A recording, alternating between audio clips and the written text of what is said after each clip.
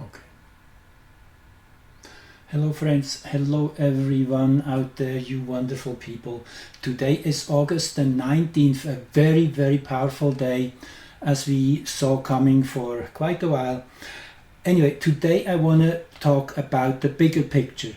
Just because this is such an important window we're just entering now with these three squares between Jupiter and Saturn, the two biggest planets in the solar system, and there are three of those 90-degree angles. First one happened today, the second December 24th, and the third and final one will be on June the 25th. No, June the 15th, 2025, June the 15th.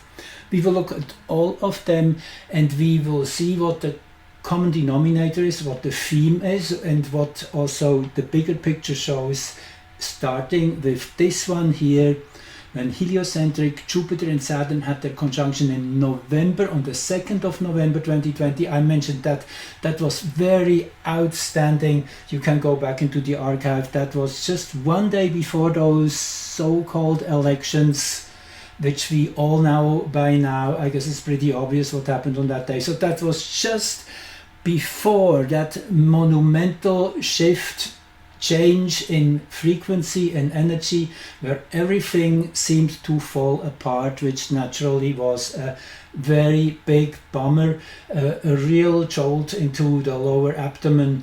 That's what it definitely felt for all of us who were in that energy of seeing the potential of the new just on the horizon, and then yes, we do a big step backward.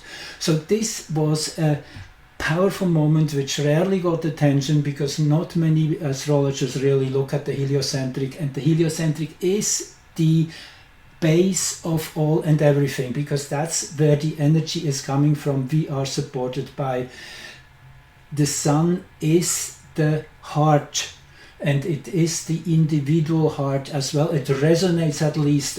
It is kind of that space-time collapse thing which happens at that point. And let me just say something about time. I just have this kind of argument with a friend of mine. Is everything happening now, or are there individual realities which are called past and future? And my understanding is yes. Well, let's start with one word, the paradox. It's a paradox. We're living in a paradox, so it's always true on both ends. And it's like the experiment with the electrons. If you look, they go through distinct slots, and if you don't, then they are waves and they move through matter, and everything have totally different rules of behavior. So this is really true. It really depends from the angle we're looking at. But yes, basically everything happens now. Time in itself is an illusion, a grand illusion. But as we're experiencing reality from this 3D, 4D, I would say four-dimensional framework we have, it has to be that way, that it is experienced in a linear way. Now I like to compare it like it's kind of a vertical laser beam, and you have a landscape which is all in the dark, and you run this fine laser beam, that is the now moment, through this dark picture, and the moment when that light hits that part in the back, then it comes to life and it is expressed, but it's already there in a way. So it really, if we can think of expanding the angle of that light and experiencing all at once, that's really possible. It's overwhelming from the dimension we're in, but yes, everything happens now, and yet everything has to be brought to life. It's, you could say the potential is there, and again there's many realities, many dimensions. It's a multidimensional universe. But let's get back on track here. November the 2nd, 2020, that was just a couple months before the geocentric conjunction happened, which is here on the side, December 21st. So we are looking at all of those and really getting the conclusion of what this all means. So what first stood out in this heliocentric is the perfect square to Mars. Jupiter and Uranus and Saturn have here in the 2nd degree of Aquarius. Actually, this is still hexagram 60 restraint. Really, don't be fooled. The beginning of Aquarius is a pretty harsh environment. It actually gets better if we look at the hexagrams in that part of the zodiac. Then you see, let's just enlarge it quickly. Then you see here, we in the beginning is still 60 restraints, then 41 is decrease, which is also a rather more difficult frequency of the more powerful energy lowering itself below the weaker. It is kind of a deep surrender in a way. That is the beginning of Aquarius, and then we're moving into approached, which is a powerful sign of new beginnings, the rising energy up from the bottom. And then the 13, which is community of people, the campfire, sitting around campfire telling each other stories. 49, then it gets really into Uranian territory. This is revolution, this is the jaguars, spots changing their location on its fur. That's kind of the idea. So this is a big energy of shift and change, and actually this is super activated in this chart of the heliocentric Jupiter-Saturn conjunction, with Jupiter and Saturn in the 9th house, right at the cusp of the 9th house. Yes, this is a opening of a whole new window in time. I mean, we have to look at Jupiter-Saturn cycle a bit in a bigger picture. Every 20 years, those two giant planets meet, and they have a very particular frequency of in which elements they meet. For 2 centuries at once, Jupiter and Saturn met in the element of Earth, which is Taurus, Virgo, and Capricorn. In 1980, for the first time, they moved on, and that is, as I said, 200-year frequency, one element, the next. So overall, it's literally a 600 to 800 year cycle. I guess 800 year would be fair. So anyway, this was a big step, first time since whatever 600 years at least, moving into the air element again from a societal evolutionary background. That's what Jupiter and Saturn are standing for. They represent the big seasons of society going through changes on a really great magnitude. It is shows economical changes and upheavals and moving into new directions. So anyway, the long story short, in 1980 in 0 degrees Libra was the first of many to come into the year 2200 roughly, conjunctions in those 3 elements, Libra, Aquarius and Gemini. So this really opened a whole new era, and if you think back, if you are that old, the 2 decades between 1980 to 2000 were extremely forward-looking. It was a time of great new ideas. Everybody was positive and expansive, and so all the, as we say in German, den Himmel voller Geigen, the sky full of violins. Nice saying. Anyway, so that was the tenor, and then came the year 2000, and guess what? Like retrograde planets often do, and this is the same phenomenon with this cycle, it went back one step once more, and the 2 giant planets had a conjunction at 2247 in Taurus. in the year 2000, in May 2000, May 28, 2000, it was the geocentric alignment. So this was already a very clear sign, yes, we would go back into the dark ages for another 20 years. And interesting is that 2247 of the year 2000 is actually in perfect square to the degree that was overhead over the zero meridian when in November 2020 those two had their heliocentric conjunction. So you see, that's how astrology works. It's always the interlinking of different events, and they trigger each other, they work actually together with each other. That's also one way of seeing the reality of time travel. We're linking back to earlier moments in time, even though they're no more here, we are still connected, like we are connected to the moment of our birth.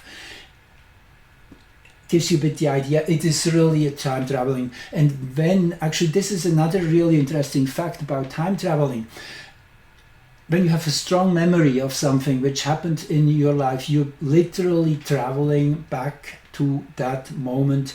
You are tasting, you're experiencing, you're smelling, everything, all senses are in that location. You can describe colors which were on the carpet.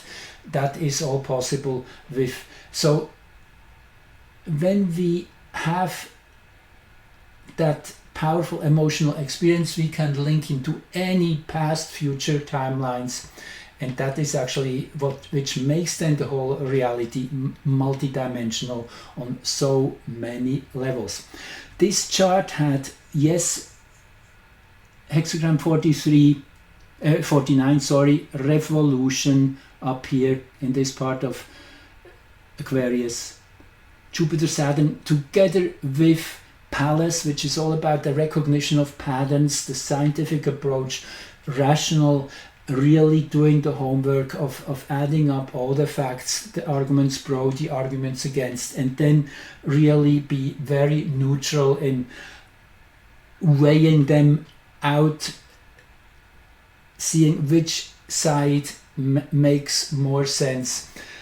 It is that philosophical approach to life which definitely was seeded here. Now we are talking of a 20-year process here. This is really the starting point for 20 years of human evolution.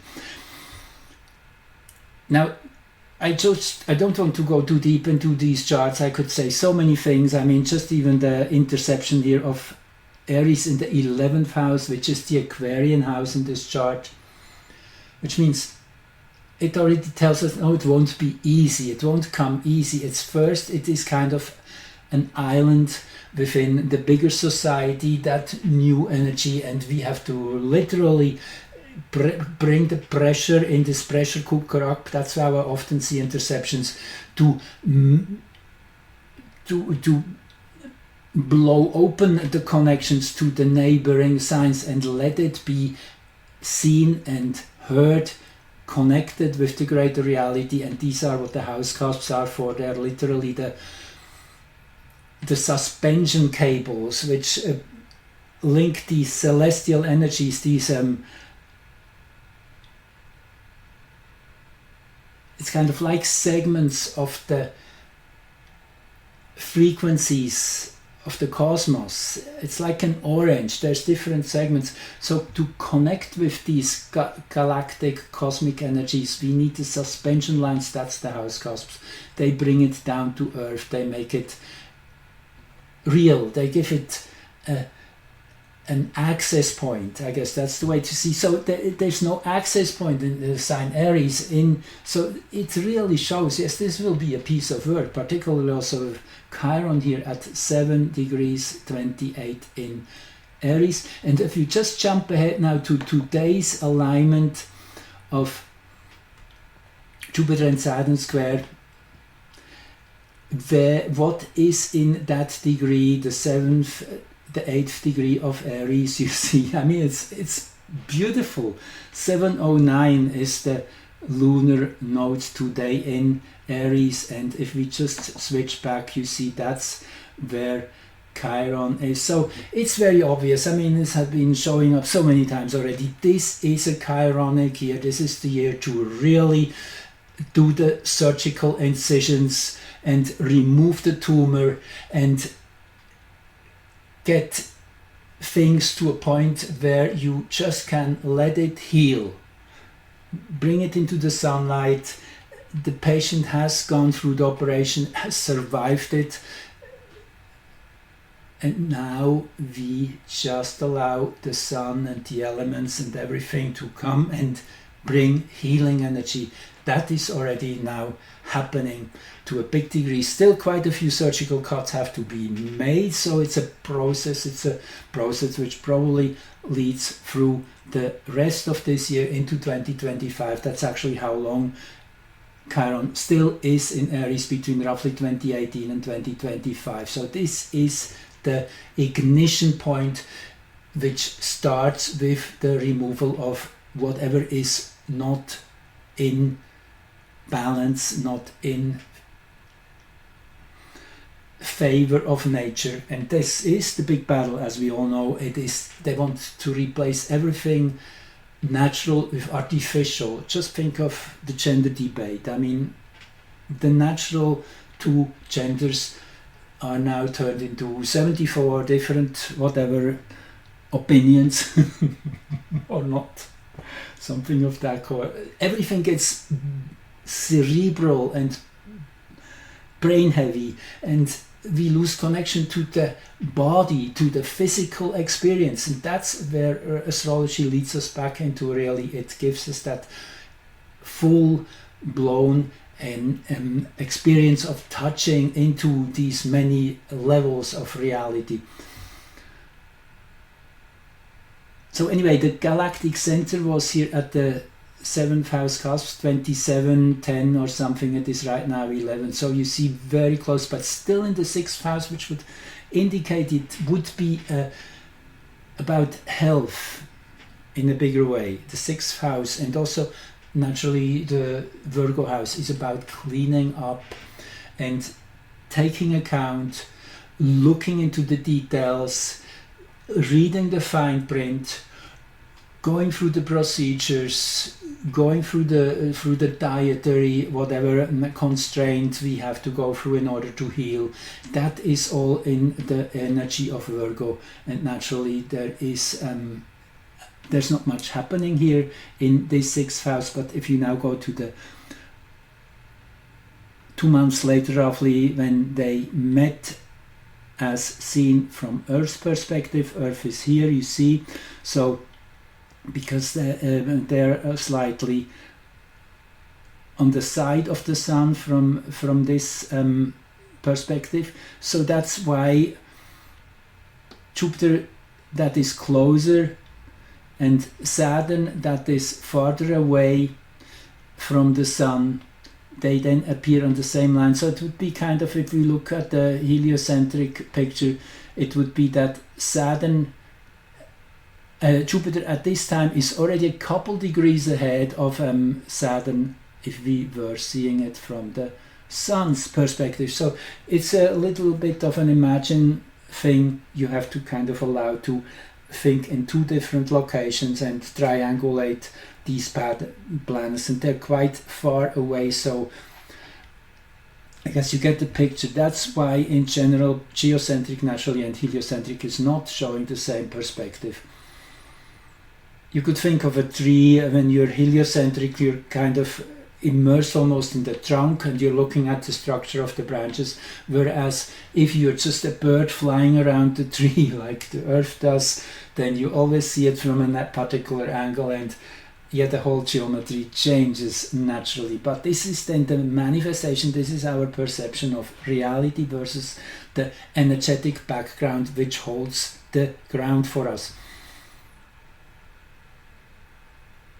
So anyway, look at Mercury. Mercury in this heliocentric chart of their last meeting, 22nd degree Gemini in its own sign. The ascendant is also in Gemini. Already tells us big time Mercury has to be paid special attention to. And if we now again jump head on into what is happening today, look at that. That is where Mars and Jupiter are approaching here, these degrees where the heliocentric chart is anchored in. Also, and this is even more important to see, that on right here it is, December 21st, when they were then aligned from the Earth's perspective, the north node, the evolutionary direction in the 20th degree of Gemini, pretty close. It shows, yes, it's about Mercury, and Mercury is perception. So it is what this cycle is doing to humanity. It hammers open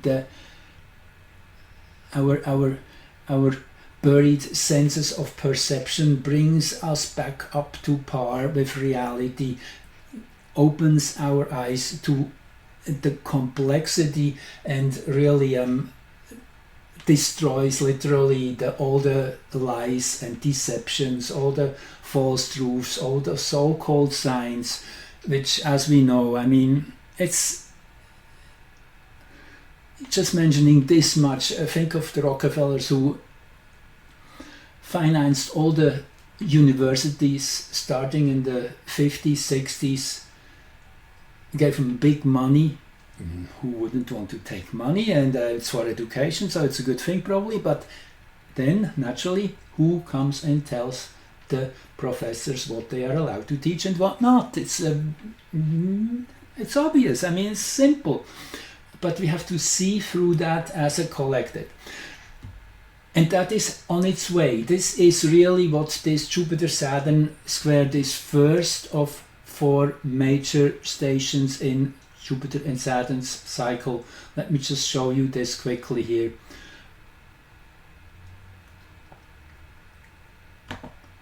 This is the heliocentric major aspect. So we have here November 2020, 2nd of November, they had the conjunction, the 2nd degree of Aquarius. Then in January 2025, that's one of the charts I will show you, we will have the first big moment when Jupiter has moved 90 degrees ahead from the Sun's perspective, the waxing squares.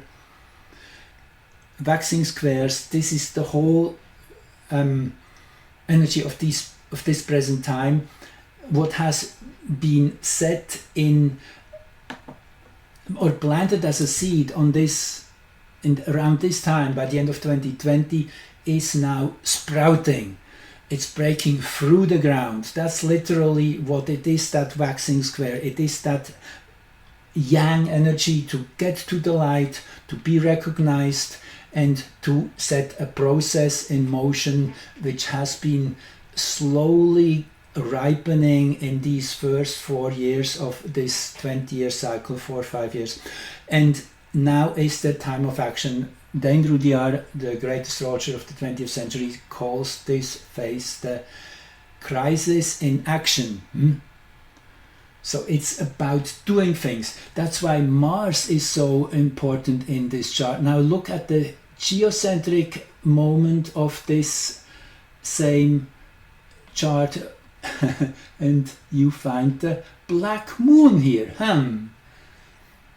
And then if we look into this chart here, which was then the manifestation of this energy on Earth, we have the black moon meanwhile in a perfect conjunction with Uranus, none the less than Uranus, only 7 minutes of arc apart. So this was a warning sign. We would go through some serious confrontations, and I mean, it is exactly that artificial energy, which I guess is the shadow of Uranus in Aquarius, wanting to make itself conquer nature in Taurus. Interesting. So this has really been very clear the theme was that the black moon here, yes, resonating with Mars here in the heliocentric chart. So it would be a battle, it would be a real confrontation. That was very clear. Also in the heliocentric, you see the Earth was conjunct Uranus. Here 8 degrees Uranus, 10 degrees and something Earth. And what else was here? I haven't made a note or so. Let me see what other aspect really jump out. Well, I guess I said the main thing. Maybe one more I really want to point out is Mercury in this chart here, in the heliocentric, in the 26th degree of Libra.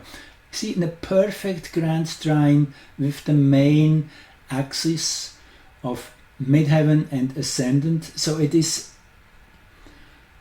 the most, the planet which sits on at the center of the table, at the center of the stage, here in the 5th house, together with Venus, but again intercepted. So yes, we have to really get our fire going, our inner fire here, to bring this energy out into the world. Again, same story as I mentioned up with Aries.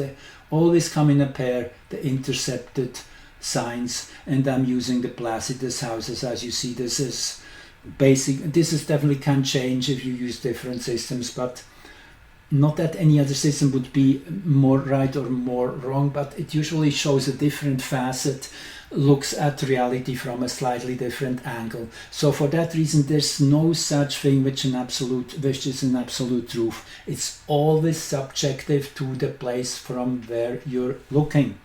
Anyway, but the long story short, this Libra energy of Venus and Mercury already shows the pace we have to move to get this in motion.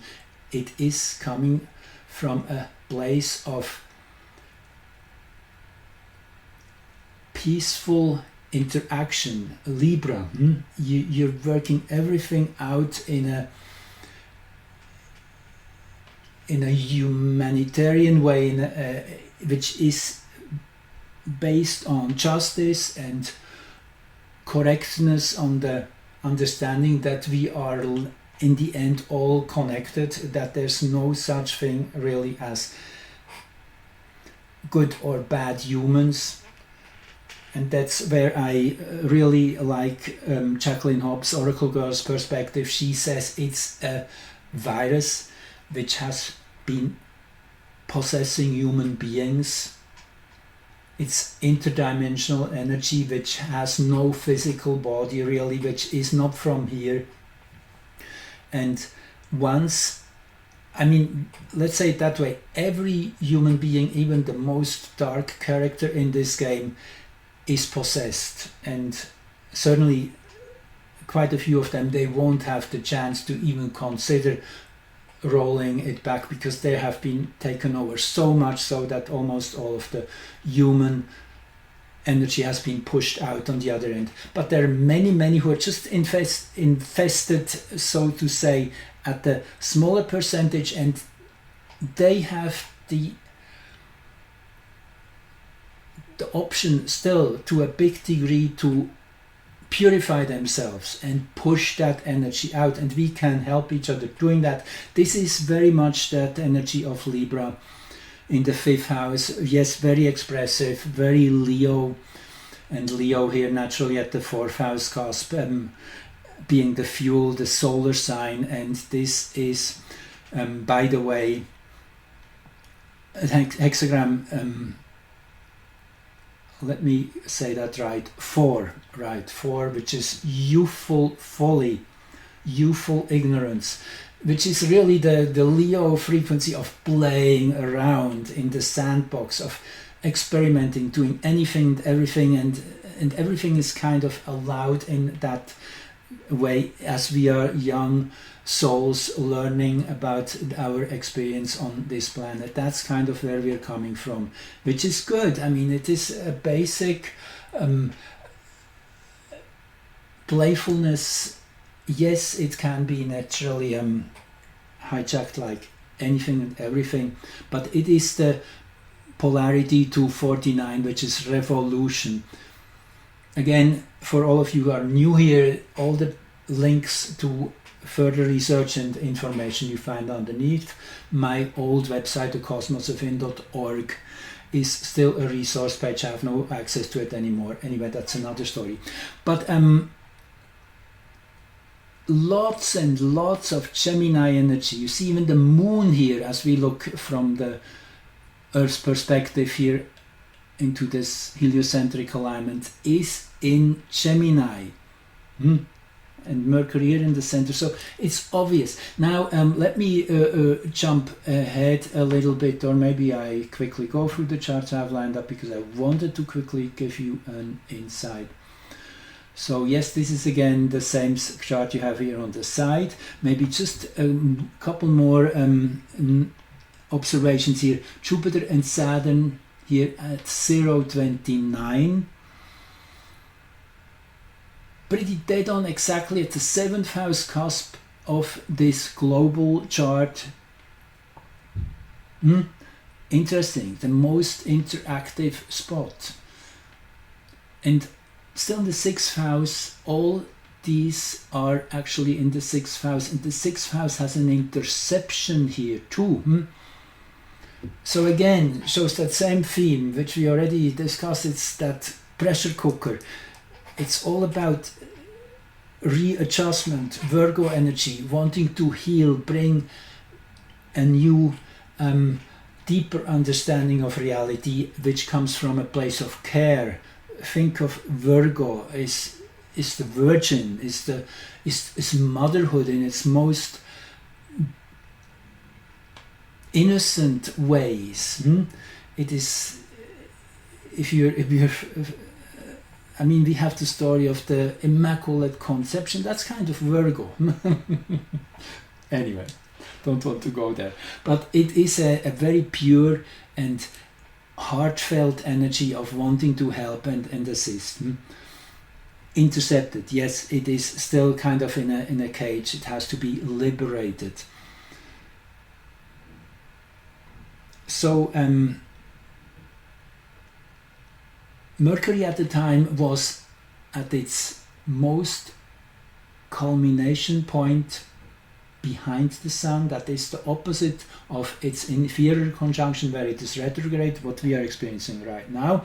So this is the high point of a Mercury cycle in Capricorn with the Sun at the winter solstice. That's a whole new beginning again here, on a very structural, down-to-earth, realistic foundation. That's what all this Capricorn energy is, yes. And I mean, Saturn and Jupiter just had their conjunction with Pluto here a few months earlier. So they have been recharged with plutonic energy, really taken up, soaked up that frequency of rebirth, of demolishing the old to make space for the new. With Chiron at midheaven, yes, again that 7th degree, which is activated right now as we speak with the North Node. As I showed you. But yeah, let's now go to the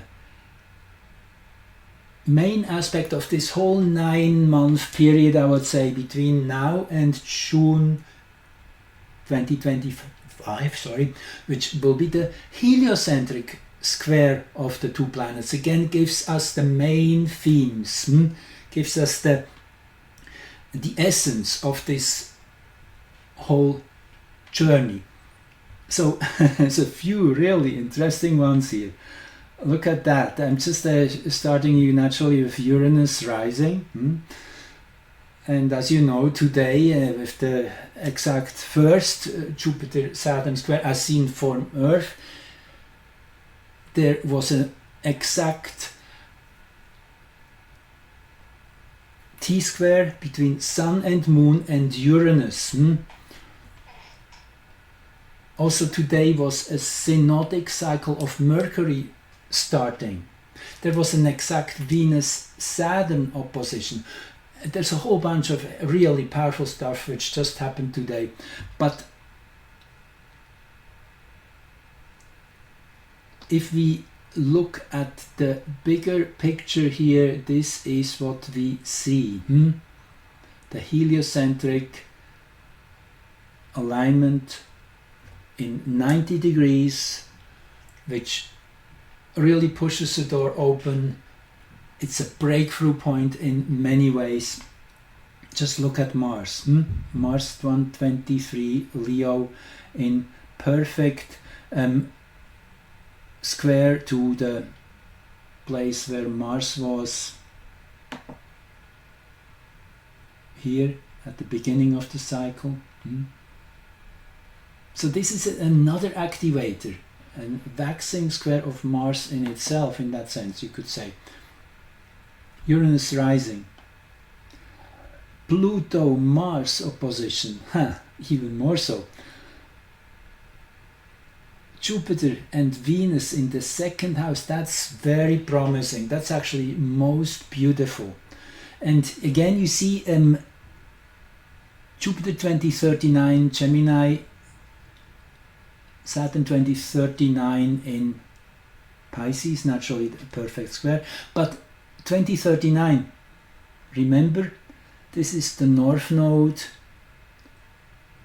in December 2020, and this is also where Mercury was in the inception chart in the beginning. So it really, I mean, astrology is so wonderful. It's really like a clockwork in many ways, and yet it is just presenting the energies, and then it's vibrating the field into a certain pattern, and then out of that almost magically reality manifests out of. So literally the best comparison is cymatics. I mention it here and there. It is when you put sand onto a metal plate and then you vibrate it with a tuning fork or an oscillator. You get all these patterns, and the sand, each particle of sand moves freely, has the freedom of dancing into the perfect position, and has that kind of leeway a little bit left and right to swing around this this spot where it is meant to be, but there is still personal freedom in motion. So that's kind of how reality works, in my opinion. So today now, okay, this is the first touchdown of this energy now we experience today. The second one will be on December 24th and the third one on June 15, 2025. But let's just look at one thing quickly. Look at the axis. And now look at what the chart is when Mercury will turn direct on August 28th. So this tells you we are still in the preparation of this really gripping. So it is that whole phase still with Mercury retrograde, and I showed you this chart before. This was when Mercury turned retrograde in August to 5. We're in this really powerful window of Mercury going retrograde right now, which is kind of, it's like all the breakers are open, the security pins have been removed, and we can go into the system and change things. That's kind of what this present retrograde period feels to me. It's kind of like the box has been opened, the cover has been taken off, and now we can really do the surgical interactions, and that's what's happening right now in this window. So many things already have gone down. I mean, yeah, I mean, they call it the news, I call it the hourly propaganda. They never really tell us what really is happening on this planet, and there's many things, I tell you, which are wonderful, amazing, unbelievable, but they never will reach the news because they're still suppressed. But that's okay. It has to come to that place where everybody will scratch their head and say, well, CBC isn't what it was. Things have changed. These people are so opinionated. They twist every story with a particular narrative into the angle of how they want it to be perceived. It's not objective information we're getting from these so-called news channels. We have to see that really. Interesting was that this Mercury retrograde period started with, in the moment when the moon was at 2141 Leo. I already said this was really magical because this would create a time loop to the moment when Mercury is turning direct again. Why? Here you see it at that degree, 2124, that's where Mercury will stop its retrograde motion, and you see it's unbelievable. I mean, it's just and then there's Vesta here too, which is that holy fire to do the right thing. Yes, in its perversion, Vesta can be very fanatical, trained to act in a certain way, but on the spiritual level of the higher evolution of this asteroid's energy, this is real service to the greater good. You're the one who keeps the flame alive, the servant in the temple. That is where the name comes from in the Roman temple. So this is a heartfelt energy, and it is deeply emotional. That is where we are beaming the frequencies towards to be picked up when Mercury turns direct on the 28th. So yes, this is really an interesting time we are in. We are building up towards an amazing breakthrough starting pretty much September 1st with Uranus stationing, turning direct, and with Pluto simultaneously on the same day moving backwards into Capricorn. Pluto and Uranus, when they both move simultaneous, then you can be sure something starts cracking and new dimensions are opening themselves. Interesting about these two distant planets is they both have a very different orientation within the plane where most of the planets are moving. They actually lay on their sides, and which means their seasons last up to 40 years, summer 40 years, winter on Pluto, on Uranus, and on Pluto it is very similar. The extreme forces, you could call that. And when they change simultaneously, I mean, we will look at that chart when we're getting closer, but for now I just wanted to show you the resonance here with this with today's main celestial event, Jupiter and Saturn square, the first one, which really sets the pace till December the 24th. Here you see it, Mercury in between Sun and Earth on its retrogression here. Earlier today it was exactly conjunct the Sun, which is then a by definition a new Sun, Earth, Mercury cycle starts, which is called the synodic cycles, Mercury's synodic cycle. So anyway, this really added on, telling us this is a new beginning we are experiencing today.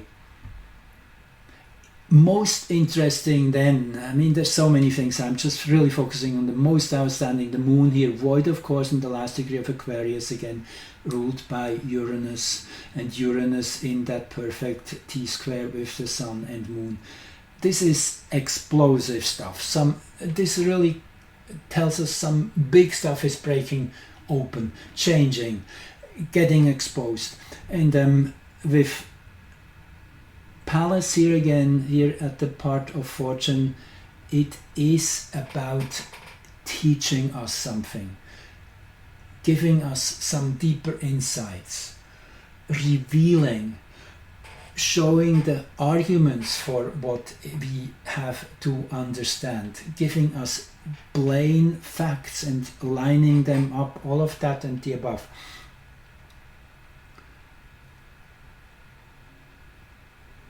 The moon here in sextile position, Mercury in sextile position to where it is in the heliocentric chart we looked at before.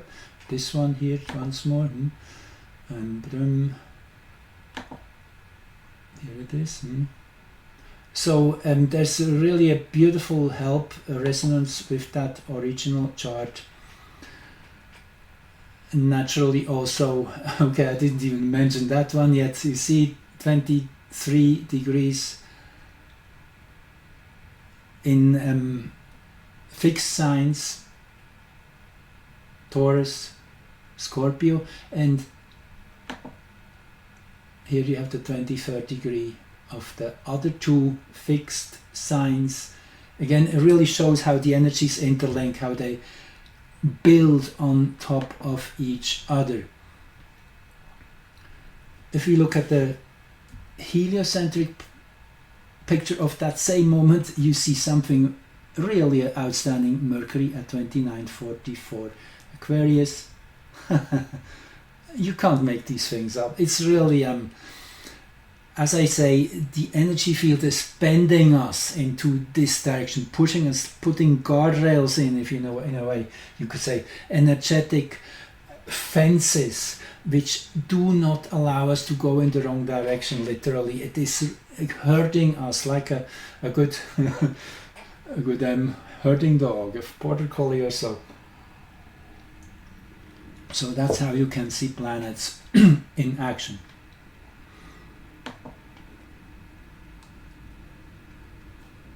Again, I just want to throw in one more thing. If you want to keep some of these charts, just do screenshots. Learn how to do screenshots, then you can look at these charts after you finished watching the video, or even take a break as I'm going. Sorry about that, that's just who I am. I like to give you that big comprehensive picture.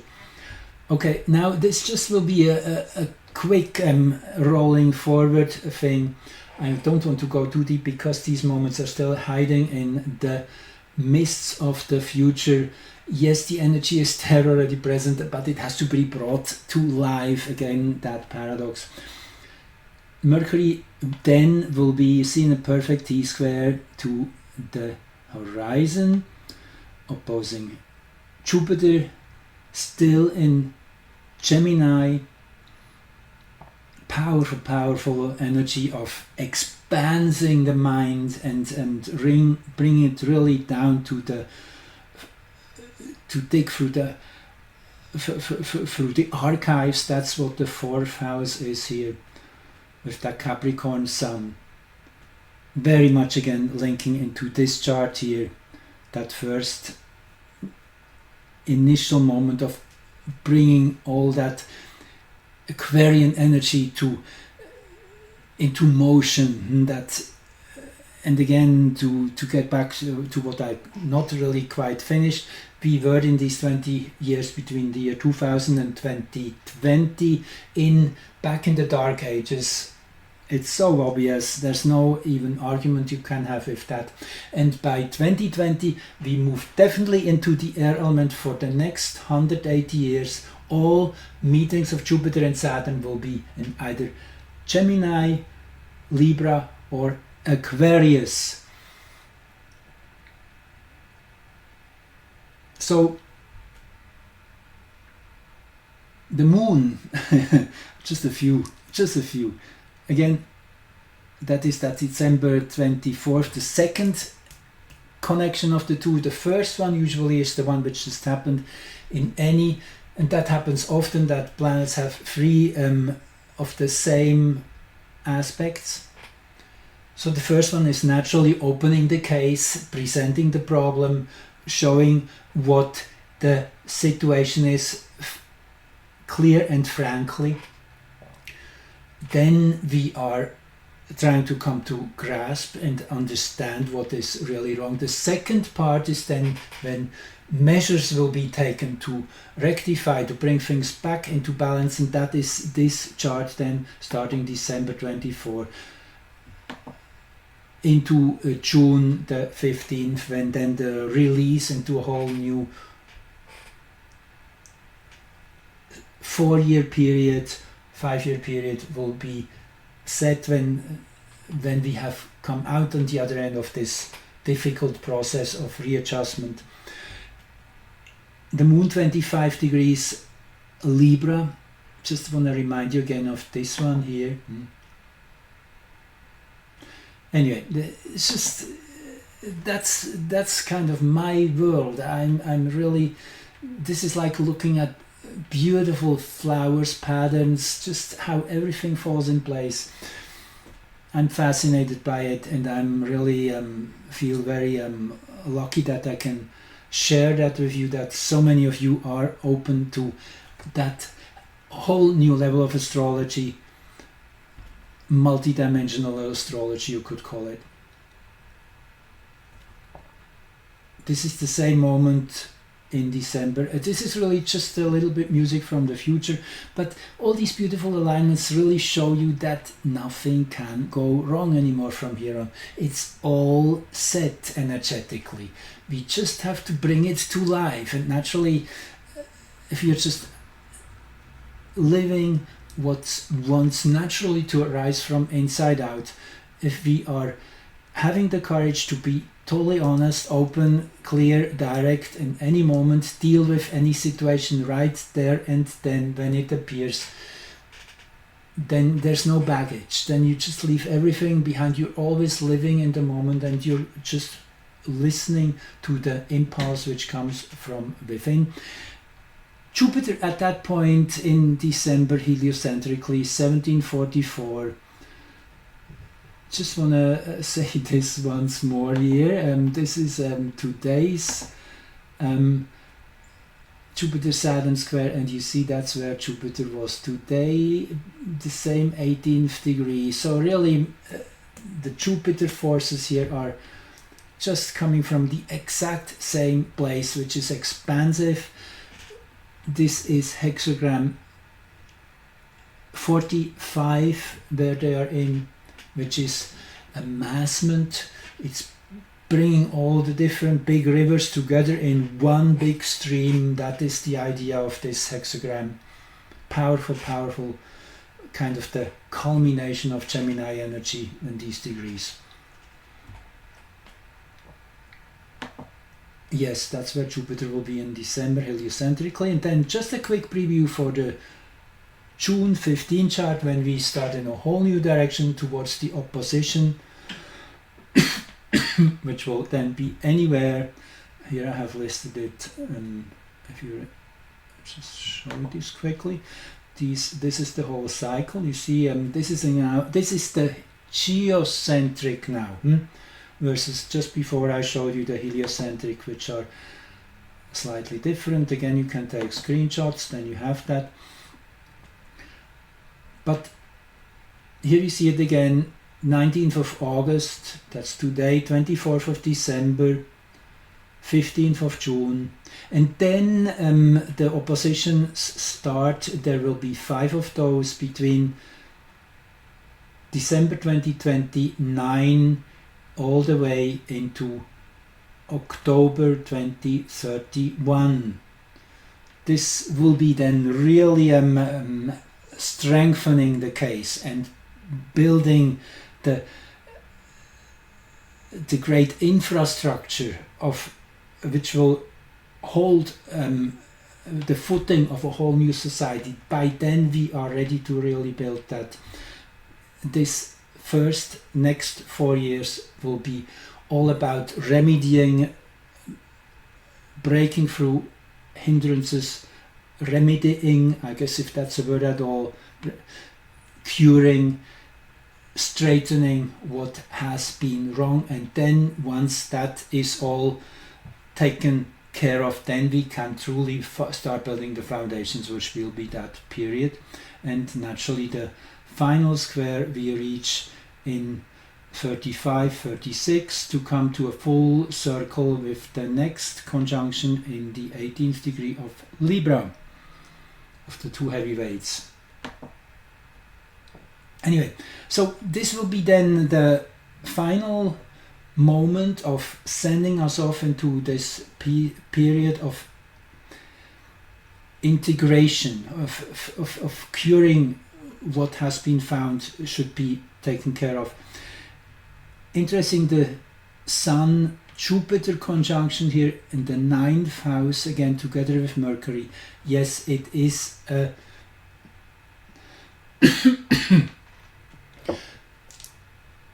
the philosophical approach comes out of this again. It is from a higher understanding, insight, overview. It makes sense what will happen from here on. There's no such thing as division anymore very soon. That is really the big breakthrough we are experiencing as we speak, and these coming months, that people are having to realize it's us versus them and overcome all those intentionally created artificial divisions between us, bring us shoulder to shoulder close in our energy field, bringing that cohesion, that resonating on the same frequency. And this chart is extremely auspicious. Look how it fits into the original chart. Jupiter-Saturn, the conjunction when the seed was planted. This was the ascendant, descendant, which means this is really the playground, the stage we are working on, and this is brought into the midheaven axis now by June next year. So it is obvious, this is the big window of societal shifts we have just entered today. Our reality is being rewired, I wrote here. Remodeling society, that is what Jupiter and Saturn are about. New maxims, new paradigms are put in place. The Saturn Venus opposition of today deserves to be mentioned quickly. Actually, a few more things I wanted to say about this chart, just some really basic ones. So we just come out of a Jupiter-Mars conjunction, which was exact on the 14th of August, when the moon was in a perfect opposition to the two. So this was bringing that Mars-Jupiter energy of expansive thinking, of really putting energy into Mercury's compartment. The moon brings the emotional energy into it, and in Sagittarius naturally it is the enthusiasm, the spark, which is all about truth and adjustment to a greater reality. That's what Sagittarius stands for. It's the great vast universe, the galactic center, and Varda here, as we all know, here close to the galactic center, Varda, one of the characters out of the Lord of the Rings. It's a goddess of light. I guess that's as simple as I would say it at this point. Arrokoth, the one which is the farthest away Kuiper Belt object, which has been closely inspected by the New Horizons space probe, which was actually intentionally directed towards Arrokoth. Arrokoth was chosen to be the candidate. So Arrokoth, when it on January the 1st 2019 was visited by that space probe, and nobody could foresee which day it would be, because this, you can think of traveling for 15 years through space. How could you have predicted it would be exactly January the 1st? Anyway, this was a very clear, strong omen. This was an important event. This was a key event for the next chapter of history. Arrokoth has been understood as the one which opens us to the bigger picture. Actually, after they analyze all the scientific data from Arrokoth, which is, I guess, 4.4 billion miles away, the deep insight was they had to rewrite the whole history of our solar system.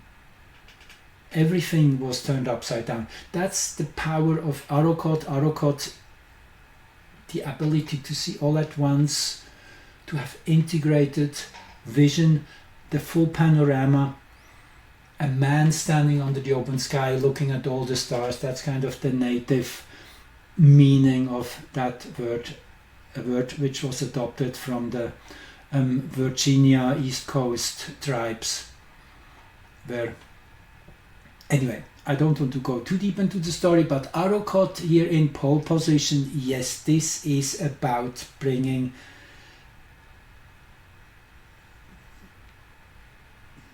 in a very non-aggressive way, bringing truth and insight. Inner truth, by the way, is the hexagram which is ruling these degrees.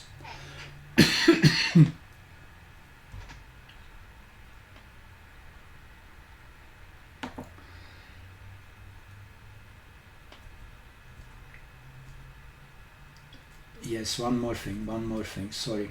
I really want to complete my thought process here. So I said that we had a Jupiter-Mars conjunction, the 14th. Then we had a waxing square of Saturn and Mars. A waxing square. We have today the waxing square between Jupiter and Saturn. Again, remember, the waxing square is crisis in action. And in a few days we will have a waxing square between Mars and Venus. What is the waxing square meaning? It's always the faster planet is 90 degrees ahead, has done 1/4 of its 4 main station to come back then to the same where it started from, actually in a different degree naturally, but again linking up with that same other planet. So all of these are waxing squares, which really adds on to the intention of this Jupiter-Saturn square we are just experiencing today in its full glory.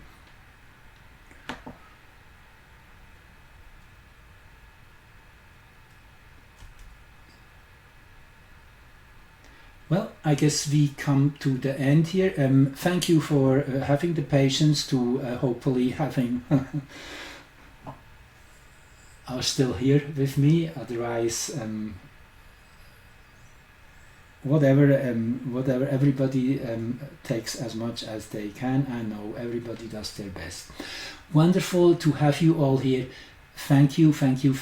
Also, if you want to support my work, I'm always very, very grateful.